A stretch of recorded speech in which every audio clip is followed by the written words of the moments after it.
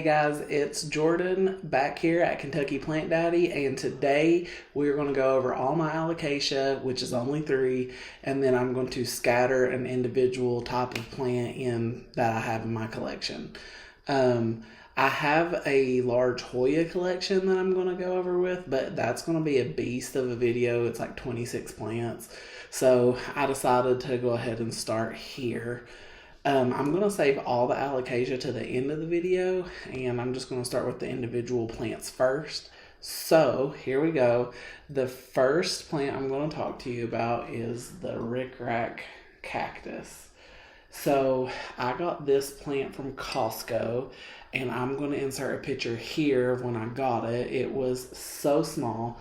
All this growth has happened since this growing season, and I really love this plant. It's in soil. I never repotted it from the crappy Costco soil, so it's like that nasty hydrophobic soil. But this plant does not require frequent watering. I probably water it every 3 weeks during the summer and way less than that during the winter. But what I'm going to do, or what I do is I bottom water this plant. And so I don't take it out of the little container until I can see that it's wet on top as well. So this has been super easy. It sits in front of a south-facing window over here above this plant here as well. So it's right in my foyer, and it's just a good little greeting plant. I think be cute if I got one of those pots with a face because it looks like hair. But I love the Rickrack Cactus. It's one of my favorite plants for sure. After the Rickrack Cactus, I'm going to show you my Tradescantia Zebrina. And this is one of my favorite plants. It was one of my first plants ever. When I bought it, it was humongous. It was in a big 8-inch planter, and it was this huge bushy plant, and I got it on sale at Lowe's, so it was half off. And the reason why it was half off was because all the stuff in the middle was getting crunchy and terrible looking. So what I did was I brought it home and I cut it up and I rooted it out. And this was the first time I knew that you could do this with plants. So water propped all these propagations, and I ended up having 8 Tradescantia Zebrinas. And then I started getting interested in other plants, so I ended up rehoming all of those other Tradescantias to friends and coworkers, and I've sold a few on Facebook Market, or not Marketplace, but the plant groups. But this is the only Tradescantia that I have now, and it's in this itty bitty, I don't know, 2-inch ceramic pot, and I've just let it kind of grow wild. It's in my living room where all my north-facing windows are, but it's not in a north-facing window. It's off to the side, so I barely give this thing light. It lives anyway. If anybody's looking for a true easy plant, this is it. This is in soil, and this would be super easy to keep in semi-hydro, but I just never, not that I've lost the passion for this plant, but it was one of my first plants. I only have this one little tiny memento plant left, so I don't plan on doing much with it. It's literally just a decor plant for my living room. But look how beautiful. I love it. It has this purple backsides. This is just such a flashy, easy plant. Everyone should have one. My third plant is a Daifenbachia Camille. So this is beautiful. I love it. I ordered it, didn't realize, just FYI to everyone out there, it is beautiful, but it is poisonous. So I have 2 dogs and 2 cats, and they actually do nibble on my plant sometimes, which is annoying. I'll show you my Miranda. It's got a little cat bite on it later. But this is not just poisonous to your plants, it's going to cause them to have an upset stomach and nausea and vomiting, but this apparently compromises the whoever ingests it airway, including humans. So if you have a baby, I wouldn't have this. If you have pets, I wouldn't have this in a location where they can get to it. So I keep mine up high. It is an easy plant, though. I will say that once the leaves start looking like this, I'll usually take them off, but they're just so quick growing that it doesn't quite bother me at all. So this is in soil. It's been in soil since I've had it. I got this from Plantarina when I was like early on starting my collection. It was super cheap. And I like this new whole plant has sprung up. This new whole plant has sprung up. So I've not done anything propagation wise. I think this propagates by division, but I'm not sure. And the only reason I say that is because I don't see like a clear like nodal space where like I would just put this in water and it would start rooting out. So I'm not sure. I think it propagates by division, but once again, just a decor plant for me. Nothing that I'm like super passionate about, but I will say that I love the pattern, like the inner whiteness to the outer greenness, and it's been a super easy care plant. Also, hashtag poisonous, so don't let your kid ingest it. I'm going to show you another plant that should have been on my last video because it's a philodendron, and this was the Philodendron Florida Ghost. I'm pretty sure that in one of my prior videos I showed you my Florida Green, and I mentioned that I had a ghost seedling, and this is that seedling. It has been out of the container that I've been keeping it in for high humidity for about a week and a half now, and it looks like it's doing good.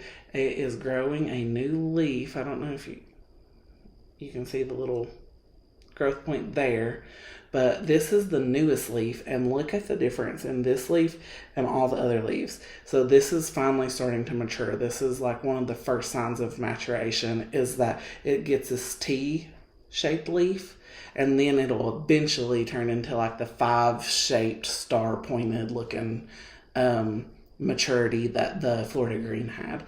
So this is doing well. It's in soil. I'm scared to transplant it because it's doing so well, but I do plan on either cutting it once it gets bigger and starting that in semi-hydro, or just transplanting the root system that's in here into semi-hydro. But that's a whole process, and you have a high risk for shock with your plant. So we'll see. It has beautiful color. I hope the color stays exactly like this, with like a darker leaf every once in a while and like lighter leaves throughout. This is under a grow light upstairs for me. So that is how this is growing. It's a beautiful plant, and it's only going to get more beautiful. I can tell you right now, the Florida Green's beautiful, the Florida Beauty is beautiful, and the Florida Ghosts are beautiful, and they're easy. So consider getting one of those if you wish. My next plant and my last plant that is not an Alocasia is my Red Miranda. So this plant I got from Plantarina as well in the beginning, like of my starting a collection. It came in soil. I changed it to pond. This is doing great in pond. Obviously, it looks beautiful. I'm trying to find where my cat nibbled. Oh, here you go. Let me turn it this way. My cat nibbled on it. I don't know. Yeah, you can tell. So that's my cat's nibble leaf. It's down low on like a low shelf. But like, this thing loves to, in my experience, stay pretty wet. And also it's kind of a low light plant. So I have it in my north facing window living room, and I have it really low, and it gets hardly any light, and it just grows and grows and grows. So I love this plant. Could it be thriving more? Potentially, but like, does it matter? I don't think so. Looks like it's doing pretty good. I love Mirantas. This is the only one I have. But if there was a different type available super easily, like I see limes that are pretty. There's like one called a silver streak, I think, that looks pretty. There's one I've seen with like black dots that looks pretty. There is a light vein that's really pretty. So if they're like readily available or something, then I would be more apt to grab them. But this one I got from Plantarina, the ones sometimes at Lowe's, like here, I noticed they just like don't look that healthy. So like that's why I had ordered this one. But that's the last single plant that's going to be on this video. Super easy. If you don't have great light, I would highly suggest a Miranda, because this has been an easy care plant for me. My next plant is going to be the first of the alocasias, and it's going to be the Alocasia amazonica, or the amazonica is also referred to as a poly, so Alocasia poly. So I grew all these from corms, and they're in semi-hydro now. So like these all sprouted for me from a corm that I got from the mother plant. I bought the mother plant from Lowe's. So I transitioned the mother plant from soil to semi-hydro, and it died. But I collected all these corms, and there's more corms upstairs that haven't like fully turned into little plants yet. But the corms turned into this, and I put them into pond, and they've been doing okay ever since. I have them in a west-facing window. And then also, this plant was from the chunk that was left over from when it died. So I cut off all the leaves, I dwindled it down to like a chunk, I put it in fluval stratum, and then it gave me this singular leaf. So this was also one of the corms that was bigger than the rest for some reason, and I just planted it in here with it. So I put this in pond, and we're going to give this a go now because I think the alocasia really likes semi-hydroponics. I'm not sure. I only have 3, but I'm not like an expert. But just from what I've told, they are heavy fertilizer plants. Like they like a lot of nutrition, and they like to be wet. So I will say that they are easy, in my experience, to die very quickly if you make them unhappy.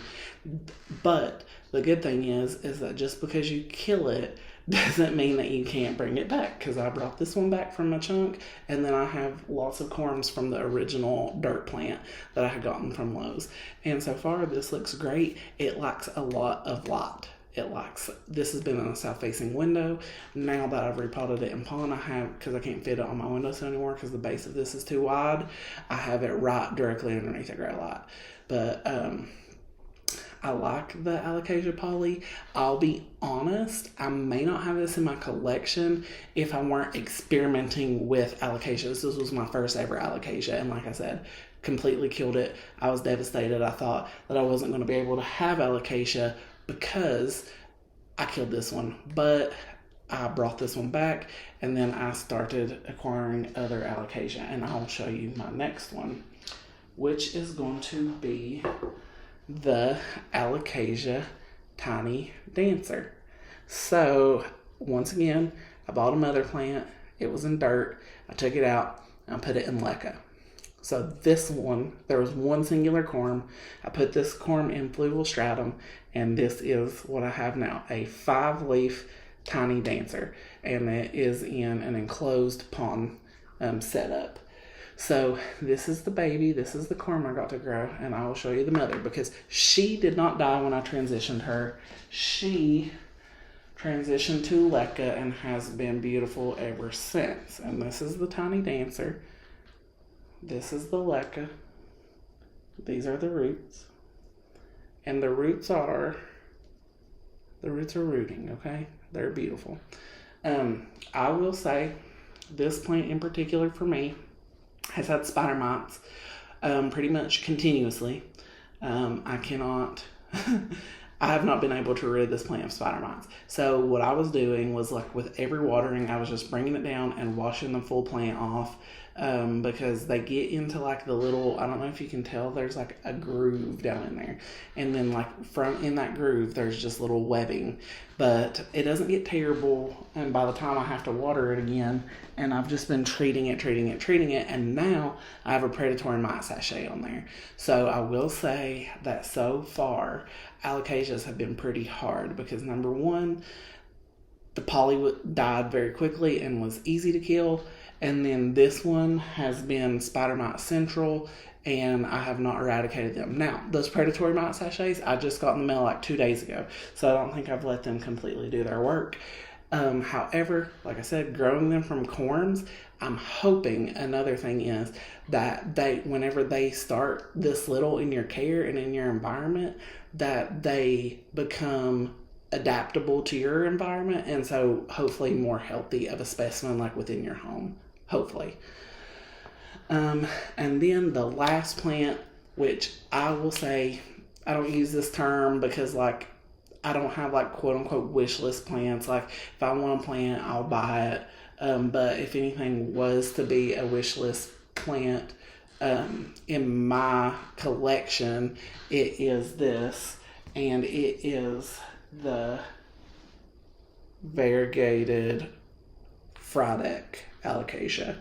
So this came from Plant Haven, Toronto. I actually got it when it was 20% off for like the summer sale, and then I also got a 10% off for using Wild Ferns code. So I got this 30% off, and I'm pretty sure that I got it for like 40 something bucks, maybe 50 something bucks.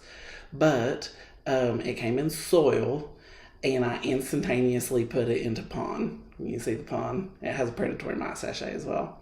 But so I was kind of nervous because when it came in the mail, this leaf here, I don't know if you can tell, has a little notch in it, and it was like kind of bent, and I was like, oh, this leaf is going to die.